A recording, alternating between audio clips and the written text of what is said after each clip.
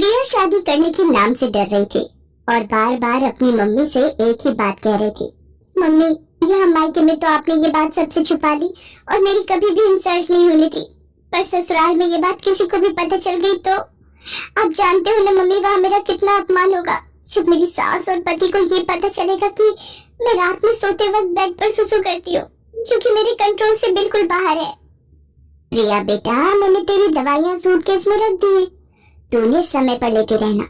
तू घबरा मत, डॉक्टर ने भी तो यही बोला है ना कि तुम्हें तनाव बिल्कुल भी नहीं लेना है और रात को सोने से पहले सुसु करके सोना, तो तुम्हें ही परेशानी नहीं होगी।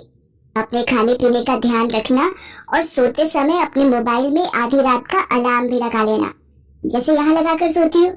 प्रिया उस वक्त माँ की बात को सुन लेती है, पर उसके मन में इस बात को लेकर बहुत डर और घबराहट पैदा हो रही थी। कुछ दिनों बाद प्रिया की शादी हो जाती है और वो अपने ससुराल आ जाती है।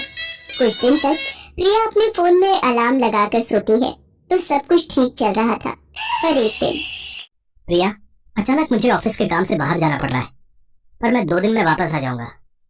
तुम इस बात को लेकर मेरे से नाराज तो नहीं होना? नहीं नहीं, मैं भला क्यों नाराज होने लगी, आपका काम पहले है, आप अच्छे से काम करके लौटना। अरे रवि बेटा, तू चिंता क्यों करता है, मैं हूं ना बहू का ख्याल रखने के लिए। हम दोनों सास बहू खूब मजे करेंगे। रवि काम से बाहर चला जाता है। उसी रात प्रिया बेटा, ये देख, मैंने हम दोनों के लिए कितनी बढ़िया वाली आइसक्रीम मंगवाई है, हम दोनों मिलकर खाते हैं। पर मैं तो आइसक्रीम खाती नहीं हूँ, क्योंकि ठंडी चीजें खाने से मुझे और ज्यादा सुसु आता है। पर माँ जी को मना कैसे करूँ, उन्हें बुरा लगेगा, मुझे आइसक्रीम खानी पड़ेगी।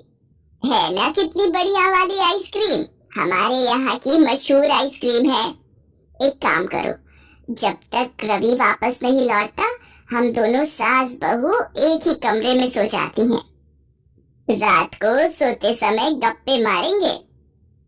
जी जी ठीक है माँ जी, जैसा आप कहें। अब क्या करूँ, मुझे माँ जी के साथ सोना पड़ेगा, कहीं रात में मेरा सुसु निकल गया तो मेरी तो सारी सच्चाई माँ जी और रवि के सामने आ जाएगी।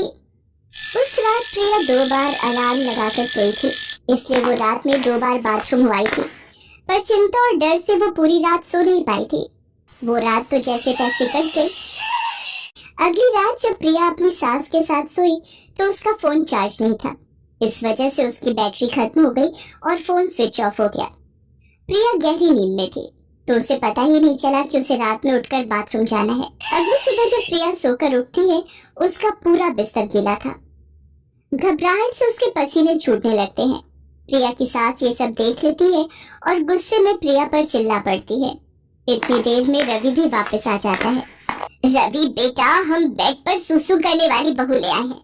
मुझे तो सचमुच इसे अपनी बहू कहते हुए शर्म आ रही है। दुनियादारी और समाज में किसी को भी पता चल गया तो सब लोग हम पर हंसेंगे। अब मैं इसका क्या करूं? इसके माँ बाप ने भी हमसे इस बात को छुपाया और तो और इसने भी हमसे इतनी बड़ी बात छुपाई। मुझे तो कुछ समझ में नहीं आ रहा है। मैं तो कहती हूँ इसे अभी के अभी इसके माँ के घर भेज दे। अब तो ही इससे बात कर। माँ, मैं ये बात जानता हूँ, मुझे पता है कि प्रिया को रात में बेड पर सुसु करने की आदत है। क्या तू ये बात जानता है और तूने ये बात मुझसे छुपाई? आते ही बीवी का गुलाम हो गया। रवि इस बारे में जानते थे पर उन्होंने मुझसे इस बात के बारे में पूछा भी नहीं और गुस्सा भी नहीं किया। पर रवि को ये बात कैसे पता चली? मैं तो रोजाना अलार्म लगाकर सोती हूँ। माँ, ये बात मुझे उस दिन पता चली जिस रात प्रिया बहुत गहरी नींद में थी। अलार्म मैंने ही बंद किया था। तब मैंने देखा प्रिया के आसपास बिस्तर गीला हो रहा था। मैं उसी वक्त समझ गया था। प्रिया, तुम्हें याद होगा जब उस दिन तुमने मेरे उठते से ही बेडशीट चेंज कर दी थी ताकि मुझे पता न चले। माँ, प्रिया की नजर से सोचो, वो खुद इस आदत से कितनी शर्मसार होती होगी। शायद ये कई रातें सो भी नहीं पाई है। माँ, आप जानती हो इस आदत की सबसे बड़ी वजह तनाव है। आप तो खुद कहती हो किसी भी बीमारी की सबसे बड़ी वजह चिंता होती है। और माँ, हम कितनी बीमारियों का शिकार होते हैं, पर उन्हें ठीक करने के लिए इलाज के साथ साथ हमें अपनों के सहयोग की भी तो जरूरत होती है, तभी तो हम बीमारी से लड़कर ठीक हो पाते हैं। माँ, इस वक्त प्रिया जिस जगह खड़ी है शायद हम दोनों उसका अंदाजा भी नहीं लगा सकते। इस वक्त प्रिया को हम दोनों के सहयोग की बहुत जरूरत है। अच्छा माँ, एक बात बताओ, अगर यही आदत मुझ में होती तो फिर तुम क्या करती? मेरे ठीक होने में मेरी मदद करती या फिर मुझ पर गुस्सा करके मुझे घर से निकाल देती? माँ, अगर आप प्रिया को इस घर में नहीं रख सकती तो मैं प्रिया को लेकर कहीं और चला जाऊंगा। रवि की बातों को सुनकर प्रिया की आंखों में आंसू भर आते हैं और वो रो पड़ती है। सचमुच रवि एक अच्छा पति होने के साथ साथ एक अच्छा इंसान भी था। मुझे माफ कर दे बेटा, तू ये घर छोड़कर चला जाएगा तो मैं किसके सहारे रहूंगी? मुझसे बहुत बड़ी गलती हो गई प्रिया बहू, मुझे माफ कर दो। मुझे तुम्हें समझना चाहिए था, न कि तुम्हारी कमी को ढूंढना चाहिए था। एक माँ होकर भी मैं तुम्हारी परेशानी को समझ नहीं पाई। नहीं माँ जी, आप मेरी माँ हो और माँ कभी अपने बच्चों से माफी नहीं मांगती। मैं सचमुच कितनी भाग्यशाली हूँ जो मुझे पति के रूप में रवि और माँ के रूप में आप मिले।